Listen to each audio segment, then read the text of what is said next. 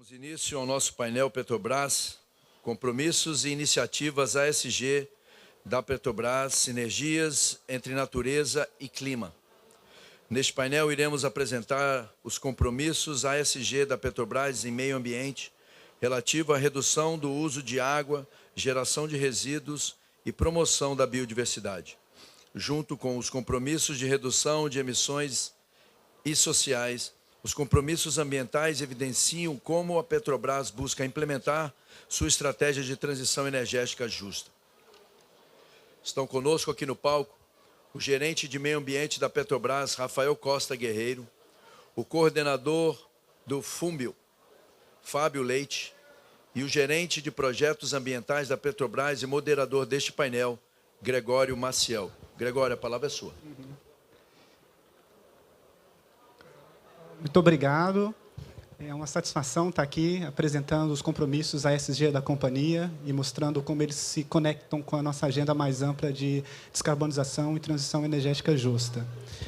Como dito inicialmente, o objetivo do painel é dialogar sobre as interfaces entre as agendas climáticas e as agendas ambientais.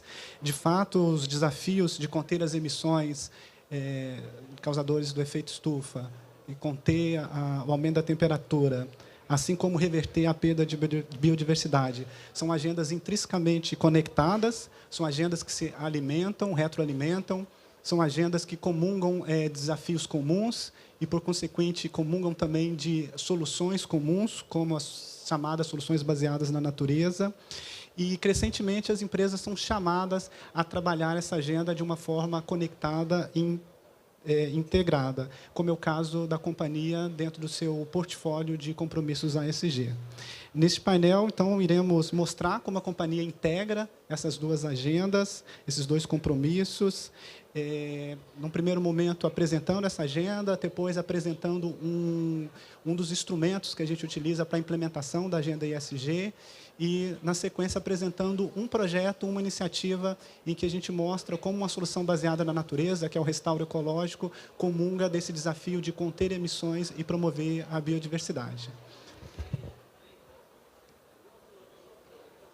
Conforme apresentado, estará aqui comigo no painel o Rafael Guerreiro e o Fábio Leite. Rafael, vou passar para você, então, para você começar apresentando a agenda ESG da Petrobras, por favor. Obrigado, Gregório. Boa tarde a todos. É um prazer estar aqui e poder compartilhar um pouquinho com vocês um pouco da agenda ESG da Petrobras e a forma como a gente vem trabalhando a nossa gestão dos aspectos ambientais, sociais e de governança. Bom, a maioria, sem dúvida, conhece a Petrobras, mas não custa a gente recordar aqui um pouquinho. A Petrobras é uma empresa integrada de óleo, gás e energia, com atuação em diversos segmentos. Atua no segmento de exploração e produção, refino, transporte, trading de produtos, geração de termoeletricidade, biocombustíveis, e uma empresa que vem atuando de maneira cada vez mais sustentável, tentando contribuir para um processo de transição energética, de transição que a sociedade tem acompanhado. Então, nesse contexto, a gente tem procurado sempre trabalhar com um menor custo no desenvolvimento dos nossos produtos, reduzindo ao máximo a nossa pegada de carbono, para que a gente seja parte e protagonista nesse processo de transição. E como dos instrumentos desse processo de transição que a Petrobras vem buscando ser cada vez mais protagonista, a gente vem avaliando aqui oportunidades de negócios, de desenvolver novas atividades em projetos e atividades que tenham uma menor pegada de carbono, que contribuam para o desenvolvimento de mercado, o desenvolvimento da sociedade brasileira, e isso perpassa por oportunidades de você participar de geração de energia, seja solar, onshore, ou através da oportunidade de captura de carbono, oportunidades que envolvam a geração de energia através de hidrogênio, ou mesmo atuação no segmento de biorefino, contribuindo aqui especificamente, de maneira mais específica, para a geração de bioquerosene de aviação e para a geração de diesel renovável. Bom, feita essa introdução da atuação da Petrobras, fica cada vez mais latente aqui para todo mundo a importância da gente ter um gerenciamento das questões ASG. No Brasil, especificamente, isso é potencializado em função das características naturais do país, né? O Brasil é um país com uma diversidade muito grande, quase 20% do nosso território é de áreas protegidas, 26% do nosso ecossistema marinho é de área protegida. A gente tem uma grande quantidade de áreas protegidas, espécies em extinção são 1.173, interação com áreas protegidas, habitats críticos, enfim, é um país realmente privilegiado sob o aspecto da natureza e de questões ambientais.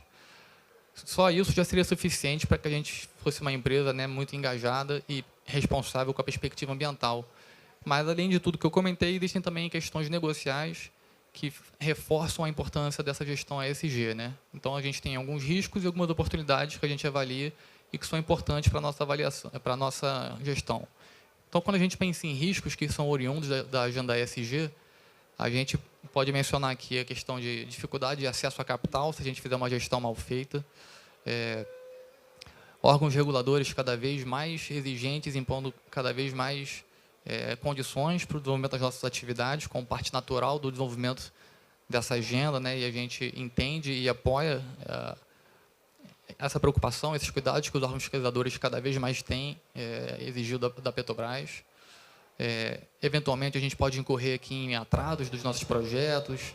Então, assim, são diversos riscos que vêm associados a essa agenda ESG. E, por outro lado, a gente tem muitas oportunidades, né, que a gente enxerga e que podem nos ajudar, seja no relacionamento com a sociedade, com os diversos stakeholders. A gente tem aqui a oportunidade de fazer a concepção de novos projetos, já levando em consideração todos esses aspectos e exigências que vêm sendo impostos pela sociedade. A gente tem aqui uma oportunidade de, com projetos bem desenvolvidos, reduzir a possibilidade da ocorrência de passivos ambientais, né, de longo prazo, alinhamento com as melhores práticas de biodiversidade, ganhos de reputação, condições de financiamento mais vantajosas. Então, toda essa gestão pode trazer todas essas oportunidades para a empresa. Então, como é que a Petrobras se enxerga e atua nesse processo, né? O nosso posicionamento é ser uma empresa que atua com segurança e sustentabilidade, integridade, almejando ao máximo a redução da pegada de carbono, promovendo a diversificação e o desenvolvimento social, contribuindo, então, nesse processo de transição energética justa. Como pilares desse posicionamento, a gente tem a redução da pegada de carbono, com uma ambição de alcançar net zero até 2050, proteção ao meio ambiente, com a ambição de ter zero vazamentos, né, o cuidado com as pessoas, com a ambição de ter zero fatalidades, e atuar sempre com integridade, né, com a ambição aqui de ser protagonista e referência nesse aspecto. Então, esses pilares do nosso posicionamento se desenvolvem em alguns direcionadores. Eu vou focar aqui nos direcionadores associados ao pilar ali de proteção ao meio ambiente e vou destacar ali os 3 primeiros que estão mencionados, né, que são ser uma empresa positiva em água, né, especialmente nos lugares de escassez hídrica em que a gente atua. Então, nosso objetivo é desenvolver projetos que permitam, inclusive, aumentar a disponibilidade de água para a sociedade nesses lugares de escassez hídrica, né? Em relação aos resíduos, nosso objetivo é minimizar ao máximo a geração de resíduos e, ao mesmo tempo, maximizar a destinação desses resíduos gerados por rotas de reuso, reciclagem e reaproveitamento, né? E temos aqui também o objetivo de alcançar a destinação zero para aterros. Por fim, em relação aqui aos aspectos de biodiversidade, a gente quer promover sempre ações de conservação, de restauração, gerando ganhos em biodiversidade e almejando, né, gerar um impacto positivo nas regiões em que a gente opera. Tá? Então, esses direcionadores, eles se refletem num aspecto mais operacional em alguns compromissos, que inclusive fazem parte aqui do nosso planejamento estratégico, que são compromissos de reduzir em até 40% a nossa captação de água doce para uso em nossos processos. A nossa referência aqui é a captação de água que a companhia efetua em 2021. Então, a gente quer alcançar até 2030 uma captação de água de 91 milhões de metros cúbicos por ano. No que se refere aos resíduos, o nosso objetivo é ter uma redução de 30% dos resíduos de processos gerados. Também temos como referência o ano de 2021. Então, a nossa expectativa é chegar até 2030 com uma geração de 195 mil toneladas por ano. E, em relação ao gerenciamento da destinação desses resíduos, a gente quer alcançar aqui o patamar de destinação de 80% dos resíduos sólidos de processo destinado para as melhores rotas, né, que sejam as rotas de reuso, reciclagem e reaproveitamento. Então, essa é a nossa meta até 2030. Em relação aos ganhos de biodiversidade, a gente tem 3 principais compromissos, que são a gente ter até o final de 2025 100% das nossas unidades dispondo de plano de ação em biodiversidade. A gente quer ter impacto líquido positivo em áreas vegetadas até 2030 e também aumentar em 30% os nossos esforços para a conservação de áreas protegidas. Bom, então, como é que está sendo a nossa evolução? Como é que está sendo a trajetória da Petrobras no desenvolvimento desses compromissos, né? Quando a gente dá uma olhada especificamente em relação à nossa trajetória em captação de água, né? A gente tinha em 2021 uma captação de 151 milhões de metros cúbicos. Nosso objetivo é chegar até 2030 com 91 milhões de metros cúbicos, uma redução da casa de 40%, né? A gente teve em 2022 e 2023 já reduções expressivas, como a gente pode ver no gráfico. E como é que a gente está alcançando esses resultados, né? Através de potencializar as oportunidades de reuso de água e redução da captação com uma carteira de 50 projetos que viabilizem isso. Esses projetos vão proporcionar uma redução de 45 milhões de metros cúbicos de água por ano, o que equivale a uma cidade de aproximadamente 820 mil habitantes. Novas oportunidades que estão tendo, né, nesse aspecto envolvem o uso de reuso de efluentes oriundos de empresas de saneamento. Então, temos uma agenda no Rio de Janeiro, em Minas Gerais, com esse objetivo, e trabalhar em iniciativas que permitam a geração de água, né? Então, quando a gente, um pouco mais da frente, falar das oportunidades dos projetos socioambientais, a gente vai ter oportunidade de falar um pouquinho mais disso, mas atuações de reflorestamento, recuperação de áreas que permitam, então, a gente ser positivo em água e melhorar a oferta, né, de água nos locais de escassez hídrica.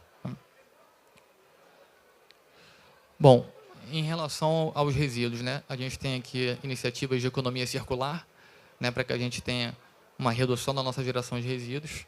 Então, a gente, em 2021, tinha uma geração de 278 mil toneladas. Estamos nessa trajetória de redução de 30% até 195 mil toneladas em 2030. Então, para essa redução, a gente tem feito um amplo diagnóstico das nossas operações, tem buscado identificar oportunidades de iniciativas que visem a redução da geração, como, por exemplo, o reaproveitamento de borras oleosas em nossas refinarias. É uma iniciativa que a gente tem estudado e que futuramente a gente pretende implementar e que vai viabilizar, então, a gente alcançar uma redução bem significativa dessa geração de resíduos. E, por outro lado, a gente reavalia aqui sistematicamente oportunidades de desenvolver novas rotas de reuso, reciclagem e reaproveitamento, seja para a destinação dos nossos resíduos orgânicos ou para resíduos das nossas refinarias, como catalisadores catalíticos. Então, a nossa gestão cotidiana envolve identificar meios de reduzir a geração de resíduos ou identificar rotas que permitam a gente alcançar os 80% de destinação para reuso, reciclagem e reaproveitamento até 2030. Bom, indo aqui agora para a agenda de biodiversidade, né? Como eu mencionei, a gente tem o objetivo de, até o final de 2025, alcançar 100% das nossas unidades dispondo de plano de ação em biodiversidade. A gente terminou o ano de 2024 alcançando 77% dessas unidades. Vamos terminar o ano de 2024 com 77% das unidades dispondo desse plano de ação. E ano que vem, então, vamos alcançar os 100%, né? Qual a importância, né, desse ponto? O plano de ação de biodiversidade por unidade permite uma avaliação individualizada, propondo soluções customizadas para cada um dos nossos ativos, né? Então, com isso, a gente consegue ser mais assertivo na proposição de ações que permitem gerar benefícios e ganhos em biodiversidade nos locais em que a gente atua. Em relação a ser positivo, né, impactar positivamente, ter um saldo positivo em áreas vegetadas, a gente também está desenvolvendo ações que vão permitir a gente ser bem assertivo nos locais que a gente vai efetuar reflorestamentos, né, a gente plantar mais do que a Petrobras suprime para o desenvolvimento de suas atividades, tendo certeza que a gente está alcançando, então, resultados positivos, não só em termos de revegetação de áreas, mas, preferencialmente, fazendo essas atividades em locais que gerem benefícios para todo o ecossistema local. E, por fim, um aumento de 30% das nossas ações de biodiversidade para conservação de áreas, que envolvem atuação para a proteção de espécies ameaçadas de extinção, recuperação de áreas de conservação, né, que a gente vai falar um pouquinho mais à frente, aqui através dos colegas do nosso painel. Tá? Então, agradeço aqui a oportunidade.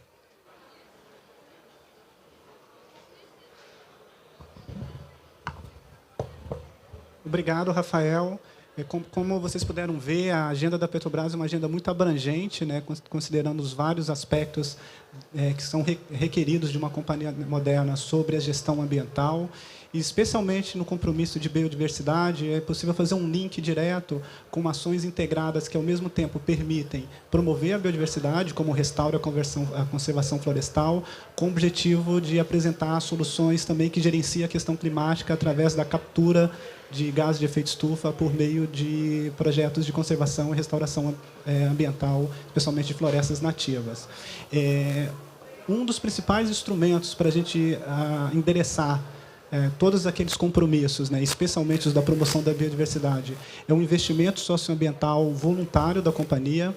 Esse investimento socioambiental voluntário ele permite fazer parcerias com a sociedade civil para desenvolver projetos de conservação e regeneração natural. A atuação da companhia em investimento socioambiental ela ocorre há muitas décadas, né? Os primeiros investimentos eles ocorreram na década de 80 como uma forma de posicionamento de marca. Desde os anos 2000, a Petrobras evoluiu essa atuação para fazer chamadas públicas para fortalecer essas parcerias com as organizações de sociedade civil para desenvolver esses projetos. E, desde 2003, ela estabeleceu um programa corporativo, o Programa Petrobras Socioambiental, a partir da qual ela toma o compromisso e a agenda de sustentabilidade numa visão única, né, entendendo que sociedade e meio ambiente faz parte de um todo indivisível. Então, desde 2013, através do programa Petrobras Socioambiental, a companhia investiu R$2 bilhões totalmente de forma voluntária para apoiar esses projetos. Esses projetos eles são, conforme eu dito, implementados em parceria com a organização da sociedade civil. São projetos aí estruturantes que são desenvolvidos num ciclo de 2 a 4 anos. E o principal objetivo desses projetos é deixar um legado positivo no território, seja dentro da agenda social, seja dentro da agenda ambiental. E esses projetos eles têm foco em algumas frentes, né? Uma primeira com destaque em incrementar, né, melhorar a qualidade de vida das comunidades. Uma segunda frente é endereçar um suporte educacional e um melhoramento, né, do reforço escolar para crianças e adolescentes. Tem uma parte dos projetos também que são voltados, né, para a geração de emprego e renda, e especialmente os projetos da linha ambiental, eles são voltados para gerar conservação e regeneração natural, comungando com a promoção da sociobiodiversidade, a fim de apoiar a valorização dos saberes locais, bem como a promoção das potencialidades de geração de emprego da exploração dos recursos sustentáveis da floresta, bem como de práticas agrícolas sustentáveis. A companhia também tem avaliado, né, ao longo da sua trajetória, o impacto positivo desses projetos, através de algumas metodologias consagradas, análise custo-benefício e o Social Return on Investment. E a conclusão que a gente tem chegado, né, que para cada R$1 que a Petrobras apoia, desenvolve nesses projetos, eles viram R$5 em termos de benefícios sociais e ambientais, mostrando aí a capacidade de multiplicar esse investimento em termos de transformação e gerar território, gerar legado para o território onde ele é desenvolvido. Do ponto de vista de objetivo corporativo, né, o programa Petrobras Socioambiental, além de ser aquela ferramenta para implementar a sua agenda ESG, ela também estabelece outros pilares que estão associados ao seu plano estratégico e à sua política de responsabilidade social. Um primeiro desses pilares é fortalecer, né, o diálogo com as comunidades que são vizinhas das nossas operações, a fim de manter, né, a licença social para operar. Em muitos casos, né, o desenvolvimento desses projetos que permitem ter um diálogo e um relacionamento produtivo e sinérgico com essas comunidades.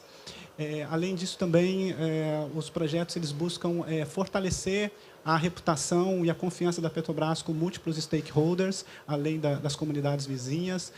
Um dos principais objetivos também é promover, né, os impactos positivos sociais e ambientais, e aí materializando os nossos valores e materializando os nossos compromissos de gerar valor compartilhado, que é esperado, né, de uma empresa moderna como a Petrobras. E, por fim, também, muitos dos projetos eles desenvolvem linhas de P&D e de pesquisa, e isso ajuda a fortalecer o conhecimento e retornar para a companhia na forma de boas práticas de gestão. O programa também tem todos esses objetivos comungados com o objetivo de implementação da sua agenda ESG. Aqui, só trazendo um pouco mais de detalhes sobre a estruturação, né, do programa Petrobras Socioambiental. Aqueles projetos que eu mencionei, eles são alocados em 4 diferentes linhas.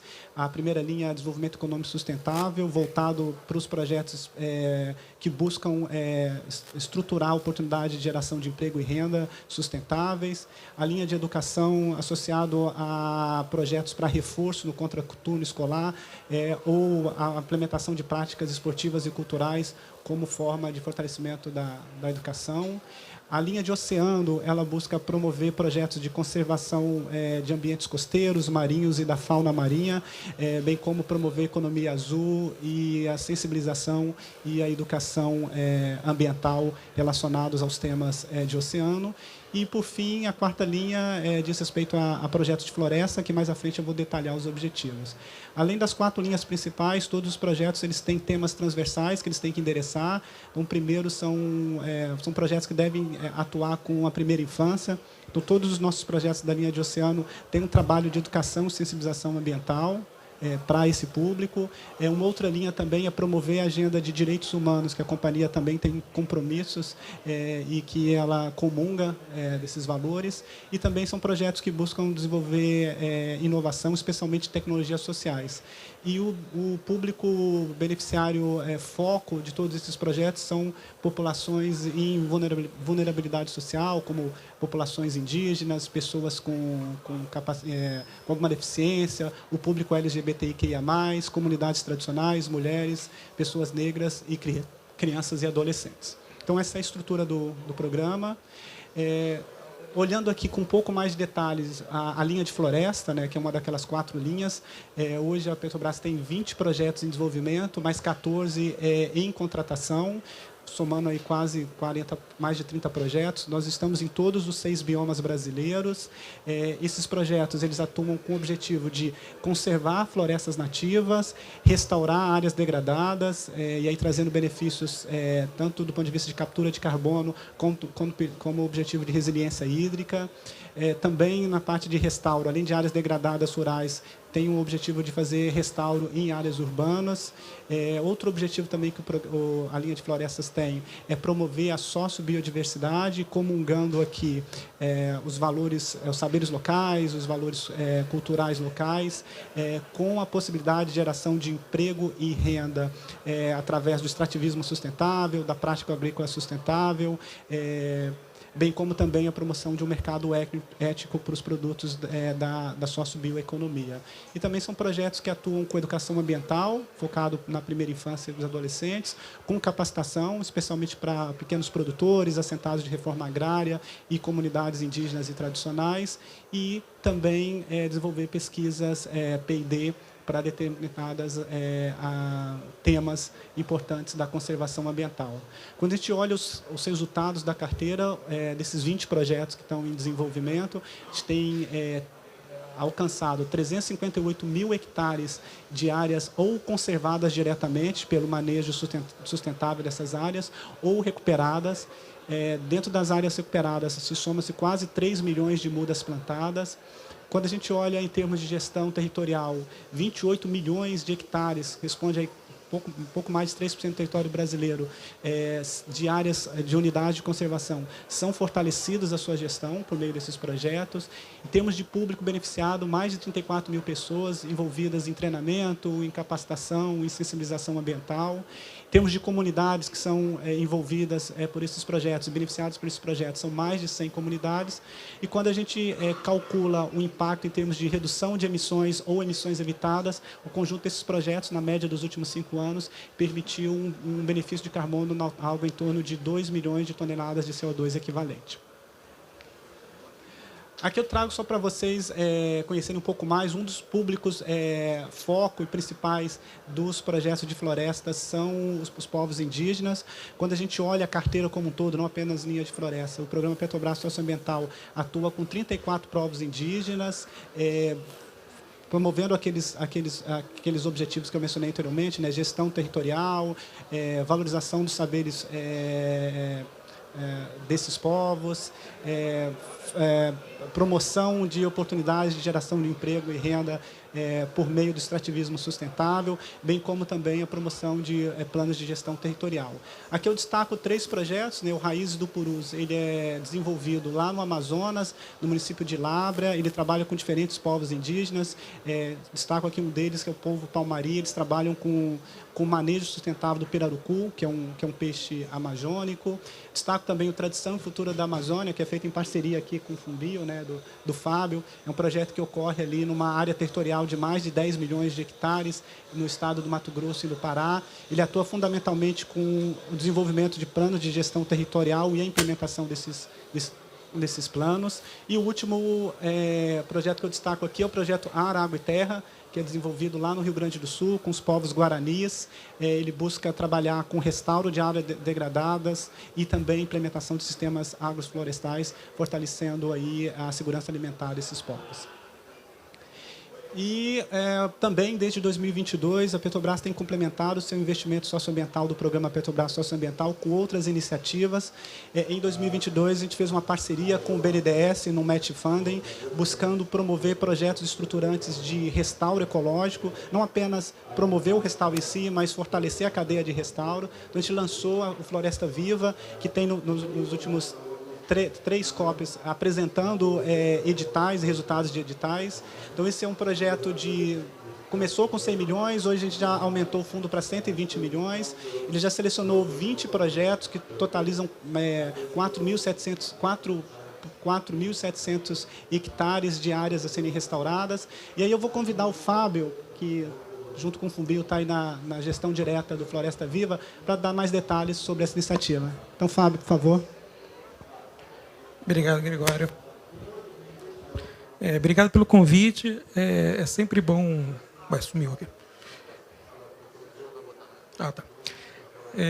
Obrigado pelo convite, participar aqui desse painel. É sempre um prazer trabalhar com a Petrobras. Eu lembro a primeira reunião que eu tive com a Petrobras no Fumbi foi em 2003. Foi uma reunião tenebrosa. E eu acho que é estranho falar isso, mas foi há 21 anos atrás, e o caminho que vocês fizeram nesses 21 anos é bastante impressionante. No discurso, na forma de atuar. Então, é realmente um prazer estar aqui. E o Floresta, o que é o Fumbi? O Fumbi é o Fundo Brasileiro para a Biodiversidade. A gente é uma instituição meio que consegue pegar os recursos, talvez os mais burocráticos possíveis, e transformar de uma forma que você consiga trabalhar com comunidades, com povos indígenas, com organizações locais, para fazer todo tipo de projeto. Então, o Fumbi mesmo não vai ao campo. A gente não planta árvore, a gente não faz manejo de espécies, a gente não sabe fazer nada disso. O que eu sei é eu pegar os recursos do Banco Mundial, do BID, do GEF, do GCF, da Petrobras, do BNDES, e transformar de uma forma que a gente consiga distribuir esses recursos para comunidades locais, que nem sempre é fácil. A gente entende que quanto maior a organização, em qualquer lugar, maior são as necessidades de compliance, maior são as necessidades de prestação de contas, cada um tem um formato diferente. E isso muitas vezes é uma barreira para as pequenas organizações. Às vezes é uma barreira até mental, assim, eles acham que não conseguem e nem tentam. Então, que a gente faz um pouco essa tradução desses recursos. O Fumbi começou captando basicamente fora do Brasil, e nos últimos 10 anos a captação de recursos doméstica agora já está igual ao que vem de fora do Brasil. Então, tem uma maturidade no Brasil sobre essa questão de ESG, de aplicação e apoio a projetos ambientais, que é muito visível. E a Petrobras, a gente tem o Floresta Viva, que é talvez o maior, mas tem o Tradição e Futuro da Amazônia 1, que está terminando, e o Tradição e Futuro 2 da Amazônia, que está quase sendo assinado, já foi assinado, está nos finalmente para voltar. E tem um projeto também com áreas protegidas marinhas, que também já começou. Então, deixa eu falar do Floresta Viva. O Floresta Viva é uma iniciativa que o BNDES imaginou e lançou, de juntar os recursos que eles têm do Fundo Socioambiental deles e alavancar esses recursos com companhias ou até outros governos de fora do Brasil para a questão de restauração. Restauração é uma das questões mais difíceis que a gente tem no Brasil, está nas nossas NDC. É difícil porque a nossa meta é muito grande. E se você pegar tudo que a gente tem que fazer e todos os viveiros que a gente tem no Brasil, a gente não atinge a meta. Então, a gente tem que trabalhar nessa base, nessa capacidade de fazer novos viveiros, de capacitar a gente, força de trabalho, para atingir essa meta de restauração. Isso gera emprego, gera vários benefícios ambientais, é uma solução baseada na natureza claríssima. Então, essa iniciativa do BNDES é muito bem-vinda. E aí a Petrobras entrou também, porque ela alavanca o recurso. Metade do recurso vem do BNDES, metade, nesse caso aqui, vai vir, está vindo já da Petrobras. Só falando um pouquinho do Floresta Viva, a gente já fez o Fumbi, como é que ele trabalha? A gente faz chamadas públicas de projeto. Então, a gente lança as chamadas para as organizações locais enviarem suas propostas e a gente avalia, não é só o Fumbi que avalia isso, a gente sempre tem um painel de especialistas para avaliar os projetos, quais são os mais viáveis, quais são os mais bem feitos, que têm bons indicadores, aonde eles acontecem, tem diferença onde o projeto é feito, você pode estar conectando duas áreas super importantes para o manejo de espécies, você pode estar numa área menos importante, isso faz diferença para a biodiversidade. Então, a gente olha muitos critérios para poder fazer a seleção de quem vai realmente executar esses projetos na ponta, e aí o Fumbi vai monitorar isso lá na frente. Então, a gente fez 5 chamadas públicas, 2 foram com o Floresta Viva / Petrobras. E deixa eu passar aqui para o próximo. O primeiro é com manguezais. Manguezais também é uma solução baseada na natureza, talvez uma das mais importantes do Brasil. Tem pouco recurso para o manguezal no Brasil. No Brasil não, no mundo inteiro. Mas o manguezal, eles têm uma importância fundamental porque eles são berçário de peixe. Então, onde está a sede do BNDES, da Petrobras e do Fumbi, no Rio de Janeiro, a Baía de Guanabara só tem sobrou 10% dos manguezais que tinham na Bahia, no fundo da Bahia. Sem aquele manguezal, ali perto de Macaé, não tem nenhum peixe na Baía de Guanabara. Mata a Baía de Guanabara. Então, você precisa de manguezais com berçários para a questão de segurança alimentar, pescadores artesanais e para a biodiversidade de uma forma geral. Além disso, eles são uma superproteção, eles são uma medida de adaptação. Onde você tem manguezal, ele protege a costa do aumento do nível do mar. Então, é uma barreira, é um buffer para o aumento das marés, o aumento de ondas. Então, onde você tem manguezal, você dificilmente vai ter um problema tão grande onde você não tem. Principalmente onde o manguezal foi cortado, geralmente por conta de especulação imobiliária. E também faz muita mitigação de carbono no manguezal. Então, manguezais são fantásticos. Eu sou super fã de manguezais. Então, esse primeiro edital é bastante interessante. Ele foi lançado na COP27, lá em Sharm el-Sheikh, no Egito. E, como todo Floresta Viva, a questão é a restauração ecológica. Então, não é plantar qualquer manguezal ou de qualquer jeito. Tem uma questão de como fazer para você manter esse manguezal no longo prazo e também fomentar a conservação e, às vezes, a refaunação desses biomas. As áreas definidas para manguezal foram escolhidas através do Plano Nacional de Conservação dos Manguezais. Esse é um ponto interessante, porque esses planos de ação nacionais eles são uma ligação entre a academia e a prática. A gente tem uma academia no Brasil super forte, centenas de biólogos estudando milhares de espécies, e esses planos de ação pegam esse conhecimento e mostram para a gente quais são os lugares mais importantes para a gente conservar, quais são as espécies que estão ali. Então, isso é uma ligação muito clara e que dá uma segurança muito grande, tecnicamente, de que a gente está fazendo as ações nos lugares certos, ou pelo menos nos lugares mais importantes. A gente, inicialmente, nessa chamada, 44,4 milhões de reais e projetos com uma área mínima de 200 hectares. E esse recurso iria para instituições locais sem fins lucrativos. O resultado foram que nós recebemos 40 propostas. E como é que é isso? A gente lança no site, faz uma divulgação, e agora, depois da Covid, a gente está aumentando a tecnologia. Agora a gente faz umas lives sobre as chamadas, que todo mundo está interessado, participe para fazer perguntas, e todo mundo vê todas as perguntas. Então é um processo muito transparente, muito claro, e que está dando muito certo. No início a gente ficava com um pouco medo, falando assim, será que uma organização pequena, não sei aonde, vai participar? E o que a gente está vendo é que todos eles participam. Então, são pequenos detalhes que vão melhorando a qualidade da própria chamada, né? 8 projetos foram selecionados, então você vê que tem um filtro grande aí, só 20% foram selecionados. Uma na área norte, na região norte, 4 no nordeste e 3 no sul ou sudeste. Esse resultado foi um pouco surpreendente para a gente. A área norte do Brasil, onde você tem os melhores manguezais conservados, então talvez você precise um pouco menos de conservação, mas, ao mesmo tempo, exatamente porque é onde tem muito manguezal ainda, é onde eles estão mais ameaçados hoje em dia. Então, você ali, desde da costa do Maranhão para cima, você tem muito manguezal. Mas a gente só teve um projeto aprovado nessa região. São 1.750 hectares para restauração, o recurso aumentou um pouquinho, para 47,2 milhões de hectares. Esses projetos estão em andamento, já estão começando em vários estágios e com várias organizações diferentes. O que é interessante da chamada é que você sempre tem, algumas organizações já trabalham com Fumbio há 10 anos, alguns que trabalham com Fumbio há 20 anos, mas sempre tem gente nova. Sempre tem algumas organizações que a gente nunca ouviu falar, que acabam participando. Às vezes não levam, mas participam, mas muitas vezes conseguem também ser selecionadas. Então, o Fumbio já trabalhou com mais de 400 organizações locais e esse número vai crescendo.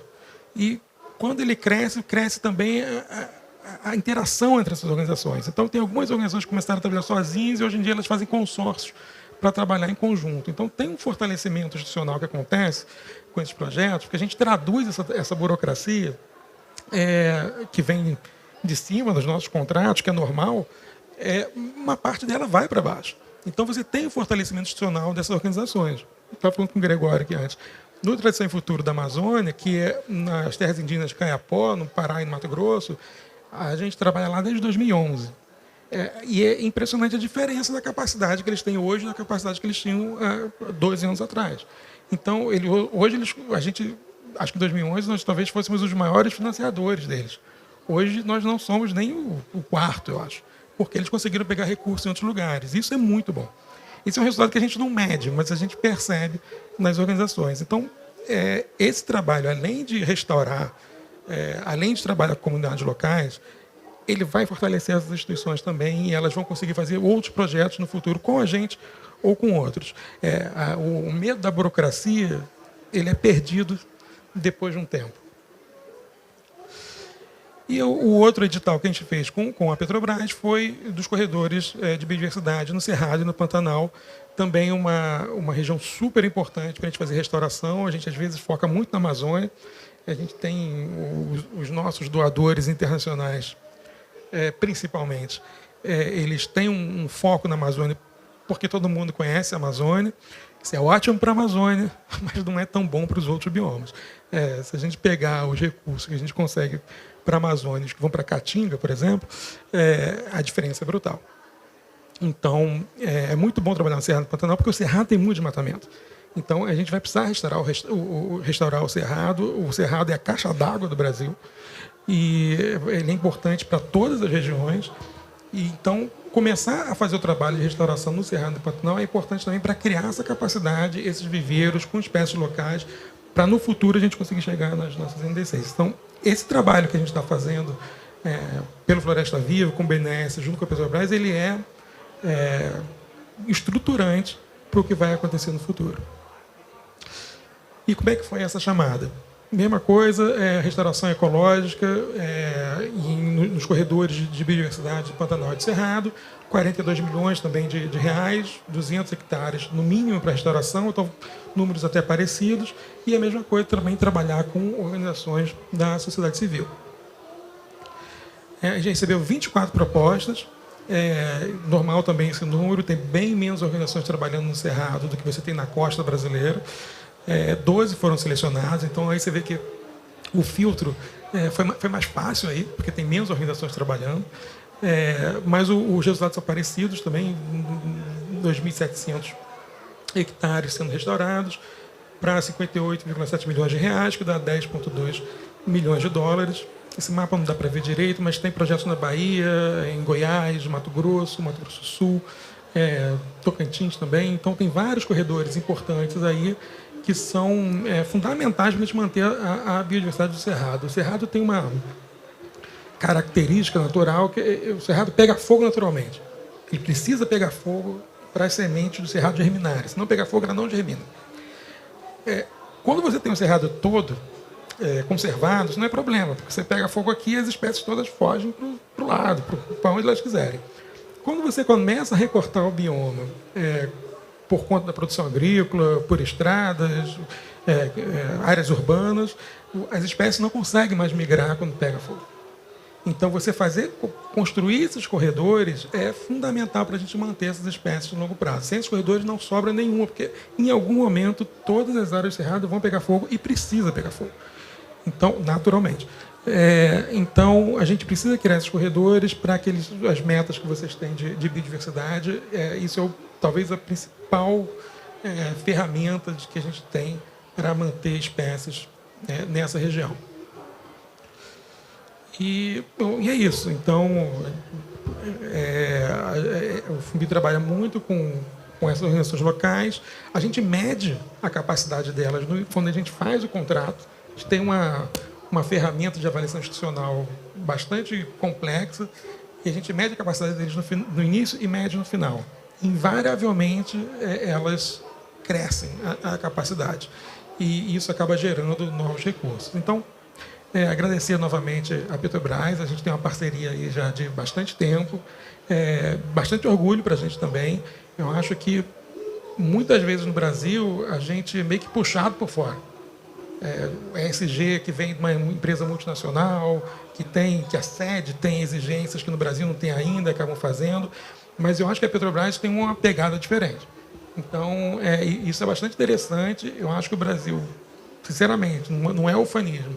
A gente não perde para ninguém no que a gente está fazendo para biodiversidade e para restauração. A gente vê aqui na própria COP várias apresentações de projetos com nomes fantásticos. Quando você vai ver, você fala assim, bom, ali no Floresta Viva a gente está fazendo 2.700 hectares. Aqui, esse grande projeto tem 270. E isso também é por conta do tamanho do Brasil. Tudo que a gente faz é enorme. Tudo que a gente faz é gigante. Então, eu acho que a gente tem que falar mais dessas coisas, mostrar mais. Eu acho que tem muito mais solução no Brasil do que problema. Os nossos problemas também são gigantes, do tamanho do país. Mas a gente tem uma capacidade técnica e acadêmica, institucional no país que a gente precisa muito aproveitar e mostrar isso para fora. E às vezes acho que a gente tem um discurso meio de reativo, quando na verdade devia ser mais propositivo. Perfeito, Fábio. Acho que vale a pena destacar, né, como o Fábio trouxe, o caráter totalmente inovador dessa iniciativa do Floresta Viva, né, para além de apenas permitir, que é algo muito importante, o restauro dos biomas brasileiros. O primeiro foi combinar não apenas recursos, mas competências das instituições que estão envolvidas, né? Então, para pegar o exemplo dos 2 editais, você tem tanto a Petrobras, que tem um histórico de investimento em projetos de restauro de florestas nativas, o BNDES também, com seu fundo socioambiental, e o FUNBio. Então, a combinação das competências dessas 3 instituições permitiu estruturar num tempo recorde, licitar, selecionar e já implementar essa quantidade significativa, né, de áreas de restauro, quase 5.000 hectares.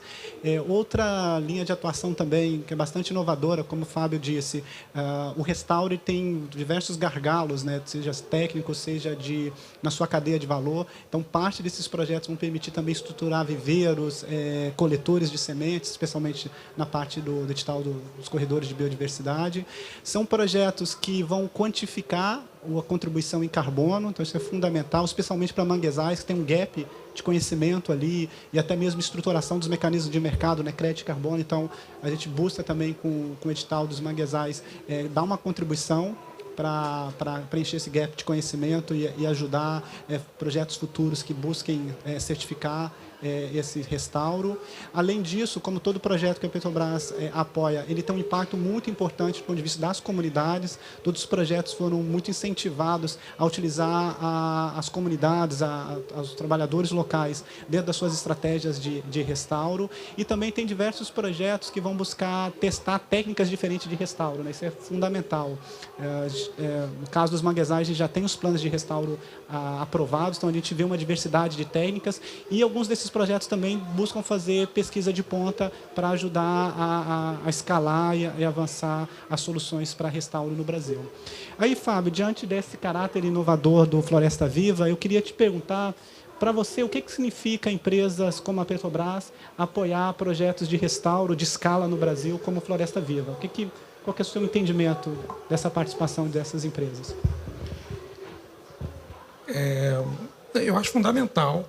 A gente não vai conseguir atingir as nossas metas de restauro sem a participação do setor privado, seja na própria operação do setor privado, se essa operação tiver algum uso da terra é importante. Então, desde o cuidado para desmatar o menos possível quando for precisar construir alguma coisa, ou onde desmatar, que tem diferença também, e na compensação, que com certeza vem a seguir. Mas eu acho que essa questão voluntária das empresas é muito importante. Porque se você pegar o valor desses projetos no tamanho da Petrobras, eles não são gigantes. Mas eles são muito importantes para a gente chegar nisso. Para a gente chegar na restauração e para fazer esse trabalho de base, que é treinar, capacitar e criar esses viveiros para conseguir chegar na NDC. Então, esse é um trabalho que não é super custoso, vamos dizer assim, mas que ele é fundamental. Às vezes as pessoas não têm noção da dificuldade que é você restaurar 12 milhões de hectares, que é a nossa NDC. Então, a gente não dá para fazer isso só com recurso público, não dá para fazer isso com recurso de doação internacional, não dá para fazer isso com recurso de doação nacional. A gente precisa do setor privado mesmo, se engajando nisso. Tem algumas empresas já fazendo isso, está aumentando muito isso com o tempo. Talvez a Petrobras esteja fazendo mais isso. Então, eu acho que... E a Petrobras puxa. A Petrobras eu não lembro, mas é a maior empresa brasileira, uma parte do PIB brasileiro depende da Petrobras. E vocês estão no Brasil inteiro. Então, a Petrobras tem uma importância de mostrar o caminho que eu acho que é muito... que é sim, importante. E tem uma coisa da Petrobras ser uma empresa brasileira, nossa, sabe? Criada lá nos anos 50, junto com o BNDES, aliás, na mesma época. Quem diria, lá o Getúlio, quando criou o BNDES e o Petrobras, que 70 anos depois, os dois iam estar trabalhando juntos para fazer restauro, que era uma coisa que não existia na época. Né? Naquela época era corta raso para poder desenvolver. Então, eu acho que a Petrobras, como uma instituição brasileira de economia mista, ela tem uma capacidade de liderar esse processo. Por conta disso, do tamanho mesmo e vocês são uma vitrine. Então, eu acho que dá para mostrar isso em COPs, em outros eventos, e mostrar, olha, tem como fazer, não é um bicho de 7 cabeças fazer restauração. Não é fácil também, é muito trabalho, mas a gente já está aprendendo a fazer e eu acho que isso vai melhorar no futuro. Essa questão que você colocou da capacidade técnica, de como fazer restauração, como crescer floresta, não é simples no Brasil, porque durante muito tempo, se você fosse uma universidade de agronomia, de engenharia florestal, o que se ensinava era crescer florestas de pinos e de eucalipto, que são as florestas de produção. Floresta nativa é muito mais difícil.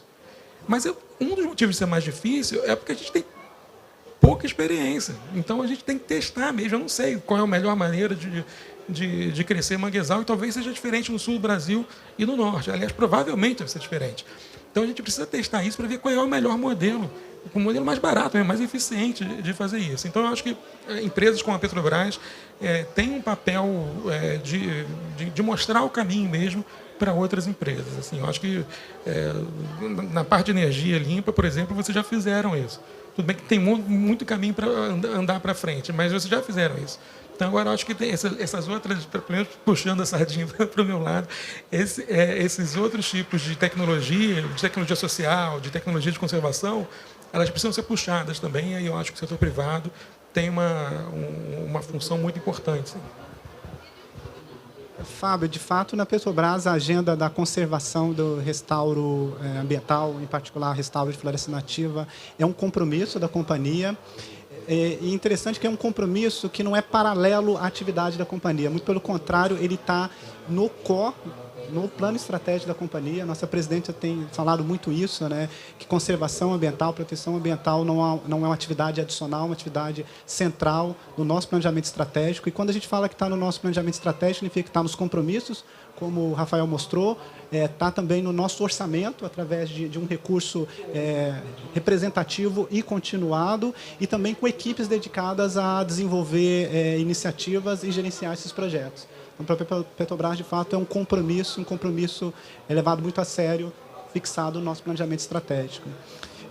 Rafael, eu queria voltar para você para te perguntar sobre o gerenciamento. Você apresentou a agenda, né, os compromissos, e como se dá na Petrobras o gerenciamento dessa agenda? Eu digo, como é que se dá o acompanhamento e a aferição se os compromissos estão sendo atingidos? Maravilha. Bom, vamos lá. Eu acho que a gestão de todos os aspectos da ESG da Petrobras, como você bem mencionou, o primeiro ponto importante é que claramente você tem um patrocínio da alta administração para toda essa agenda, né? Acho que o fato dos compromissos constarem no plano estratégico, serem compromissos públicos, isso gera uma série de desdobramentos na cadeia hierárquica da empresa que permite um acompanhamento bem próximo, né? Então, assim, não só tem orçamento, como você mencionou, não só consta no pé, mas consta em métricas de topo, consta atrelado a sistemáticas de remuneração. Então, assim, tem toda uma dinâmica realmente de acompanhamento e gestão que permeia toda a cadeia da empresa, né? Então, você tem desde reportes à alta administração, como acompanhamentos rotineiros das equipes operacionais que estão, de fato, no dia a dia, fazendo a gestão de recursos hídricos, fazendo a gestão de resíduos, né? A gente tem diversos níveis de acompanhamento nos níveis gerenciais da companhia que vão permitindo não só que a gente identifique oportunidades de melhoria, mas aplique aí, né, as melhores práticas de gestão. Isso se reflete não só nos campos operacionais, né, nas atividades já em curso, mas também na concepção de novos projetos. Então, a gente tem projetos novos hoje em dia, eles são desenvolvidos tendo como premissa os compromissos ambientais da empresa. Então, redução da captação de água, minimização da geração de resíduos, todos esses aspectos já são levados em consideração quando você vai iniciar um novo projeto, né? Mas, voltando mais especificamente, então, para a sua pergunta, né? A gente tem acompanhamento de metas, né, claramente definidas, anualmente, para cada um daqueles compromissos, né? A parte de biodiversidade, a gente está amadurecendo ainda um pouquinho mais de como ter uma métrica específica que a gente consiga mensurar. A gente está com um trabalho de desenvolvimento de metodologia para mensuração justamente da nossa capacidade de desenvolver um impacto líquido positivo em biodiversidade, mas a parte de geração de resíduos, de destinação para rotas de reuso, reciclagem e reaproveitamento, de captação de água, a gente tem métricas e sistemas que permitem, então, que a gente acompanhe sistematicamente se tudo isso está sendo feito como deveria, se a gente está próximo das nossas metas, se não estiver próximo, identificar as lacunas, as falhas, para que a gente possa implementar, então, as ações necessárias para que a gente alcance os nossos resultados. Obrigado, Rafael. Na sua fala, assim, mostra um fato muito importante de ter uma agenda com objetivos ambientais, que é o aprimoramento da gestão, né? Você citou aí de forma bastante importante que esses compromissos eles orientam novas gerações de projetos, de ativos, incorporando o melhor de conhecimento e tecnologia que há para diminuir o footprint desses projetos em relação ao meio ambiente. Então, acho que isso é uma outra característica super importante que você ter uma carteira de compromissos e gerir essa carteira de compromissos de uma forma muito responsável. Fábio, eu queria também aproveitar contigo aqui, você falou do desafio do restauro no Brasil, né? 12 milhões de hectares. Não sei se você poderia listar para a gente quais são os principais desafios e se em alguns desses desafios o setor privado tem um papel proeminente em ajudar a endereçá-los. O desafio de restaurar 12 milhões de hectares tem país que não tem 12 milhões de hectares. Não, são vários. Eu acho que você precisa de capacidade técnica, gente treinada para fazer isso. Não é só botar uma semente no chão e esquecer. Você tem que ter os viveiros. E esses viveiros, se a gente está falando de restauro com espécies nativas, você precisa tratar disso. Tem uma questão genética também, de onde você pega essas sementes, como é que você mistura essas sementes, senão você tem a mesma matriz em todos os lugares, isso é um problema. Então tem uma questão quase que de biotecnologia mesmo envolvida, que é importante e que as comunidades não sabem fazer. Então a gente precisa da academia para fazer isso. Para isso a gente precisa de uma academia que está cada vez mais voltada para isso, pensando nessas soluções. A gente precisa testar muita coisa. Eu não acho que a gente está no momento, eu adoraria estar, mas eu não acho que a gente está no momento de sair restaurando 12 milhões de hectares. Porque a outra dificuldade é o financiamento. Não é barato fazer isso. Então, a questão da eficiência mesmo, de como fazer isso, é muito importante. Porque senão a gente vai gastar o dobro de recursos do que a gente precisaria se a gente conseguir saber qual a melhor forma de fazer. Tem lugares que a regeneração natural ela pode acontecer com pouco manejo. Tem lugares que não dá. Você tem que estar lá, gente intensiva, muita gente lá o tempo inteiro para tirar a espécie exótica invasora que chega primeiro, que não deixa as árvores crescerem para fazer sombra. Tem outros lugares que você precisa botar uma espécie exótica que não seja invasora para crescer primeiro, para fazer sombra, para depois as nativas crescerem. Então, depende muito do lugar. E eu não acho que a gente tenha... A gente tem várias experiências interessantes. Eu acho que nos próximos anos isso vai começar a ficar muito claro, assim, o que é melhor no Cerrado, o que é melhor no Pantanal. E até em pedaços do Cerrado, em pedaços do Pantanal, o que é melhor para Manguezal. E isso vai começar a ficar mais fácil. A gente vai começar a ver uns nomes assim de restauro ecológico, sei lá o quê, que só serve para aquele pedacinho ali. E é ótimo que seja assim. Então, eu acho que tem aí uma questão de criação do conhecimento e gestão e disseminação desse conhecimento, de treinamento, e aí de ATER mesmo, de técnicos que consigam entender esses processos e replicar esses processos, ensinar isso para as comunidades, se forem elas que forem fazer isso, e a questão do financiamento. E eu acho que a gente tem que tomar um cuidado. 12 milhões de hectares é uma escala industrial de restauração. Então, a gente tem que tomar o cuidado de não deixar de lado essas comunidades locais que estão ali, geralmente onde você tem áreas que não são protegidas, mas que ainda estão em boa condição ecológica, é onde você tem ou populações tradicionais ou povos indígenas. A gente tem que tomar um pouquinho de cuidado para não alijar essas comunidades, esses povos do processo, porque é um processo muito grande. E eu também não tenho problema se você tiver uma parte que seja quase que industrial mesmo de restauração. Mas a gente não pode ter só isso, porque tem uma questão aí social que às vezes a gente deixa de lado por conta da eficiência. Então, contra-argumentando o meu próprio argumento, eficiência é muito importante, mas não a qualquer preço. A gente tem que ser de uma forma inclusiva mesmo, para a gente conseguir manter isso no longo prazo. E dar uma resposta para essas comunidades que, mal ou bem, estão protegendo essa biodiversidade há tanto tempo sem receber absolutamente nada. Então, acho que tem muitos desafios, a gente pode escolher aí. Obrigado, Fábio. E eu convidar o Rafael e Fábio também para rapidamente dar suas considerações finais. Então, Rafael, por favor, depois Fábio. Bom, eu só queria reforçar, né, assim, eu acho que a importância de não só a Petrobras, né, mas como todo o setor industrial, adotar as melhores práticas, né, voltadas para os aspectos ambientais, sociais e de governança, acho que permitem que a gente evolua, né, e vá numa direção de alcançar os resultados que a sociedade tanto almeja, de uma transição energética justa, né, a gente ter uma atuação cada vez mais sustentável, cada vez mais responsável com a perspectiva ambiental, para que a gente possa, então, de maneira perene, aí, tornar todas as nossas atividades, né, sustentáveis ao longo do tempo, né. Agradecer ao Fábio aí a participação e o reconhecimento, né? Eu acho que a trajetória da Petrobras, de fato, reflete essa evolução, né, que o setor industrial como um todo vem tendo em relação à sua atividade produtiva, conciliando isso, né, com as melhores práticas para a preservação do meio ambiente. Eu acho que a Petrobras quer ser cada vez mais protagonista nesse aspecto e ter o reconhecimento, né, de instituições como a sua é muito legal e muito gratificante, né, para a gente. Então, só reforçar aqui o que eu já falei, eu acho que é bastante impressionante esse caminho que a Petrobras fez nos últimos 20 anos, vamos dizer assim, em termos geral. Isso era um assunto de nicho, muito nicho, há 20 anos atrás, e não é mais. E eu acho que essa talvez seja a principal mudança para a gente conseguir atingir assim, o que a gente quer. E só fazendo uma provocação, acho que vocês estão no caminho certo mesmo. Assim, eu acho que são vários os mecanismos que vocês têm, o preço ambiental, a participação Floresta Viva, outros mecanismos que vocês têm. Nos agrada muito trabalhar com a Petrobras, porque vocês não reclamam quando a gente coloca umas questões técnicas, que às vezes não são muito bem percebidas. Então, quando a gente fala, olha, a gente vai fazer restauração, onde o Plano Nacional de Restauração diz que vai fazer, diz que é melhor fazer, não tem nenhuma... mas será que não... Porque seria fácil de falar assim, a gente está aqui 4.500 hectares.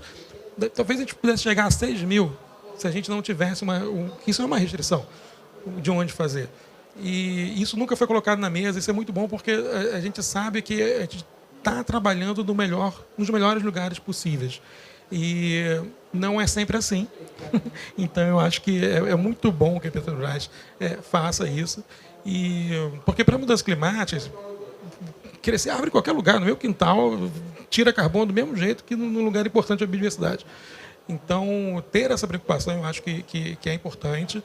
Ela custa mais, mas ela traz resultados melhores no longo prazo. E aí, só fazendo uma provocação, além de vocês continuarem todos os mecanismos, a gente está precisando fazer alguma coisa na Caatinga.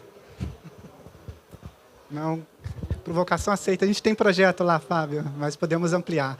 Quero agradecer ao Rafael, Fábio, pelo compartilhamento aqui das informações, pela participação no painel. Como vocês puderam ver, a agenda de sustentabilidade na companhia, né, na Petrobras, ela é ampla, ela é responsável, ela é sólida. Lidar com temáticas, os desafios climáticos, os desafios de meio ambiente, em particular de biodiversidade, de forma integrada, é a prática da companhia. Os compromissos estão no mais alto nível de gestão da companhia, né, presentes no nosso plano estratégico, com recurso dedicado, com equipes gerenciais e técnicas envolvidas para que seja acompanhado e que, de fato, esses compromissos sejam entregues. E, do ponto de vista das soluções baseadas na natureza, também um compromisso bastante robusto e continuado da companhia, né, da Petrobras, de fazer esses investimentos e fomentar as parcerias, né? Acho que a gente falou pouco aqui, mas por trás de todos esses projetos está a premissa que fazer parcerias é fundamentais. Então, a nossa agenda ambiental e climática dentro da companhia, ela vai ser entregue fomentando as melhores parcerias possíveis e garantindo os melhores resultados, conciliando o objetivo de reduzir emissões com a prática da conservação e da regeneração natural. Então, muito obrigado. Até a próxima.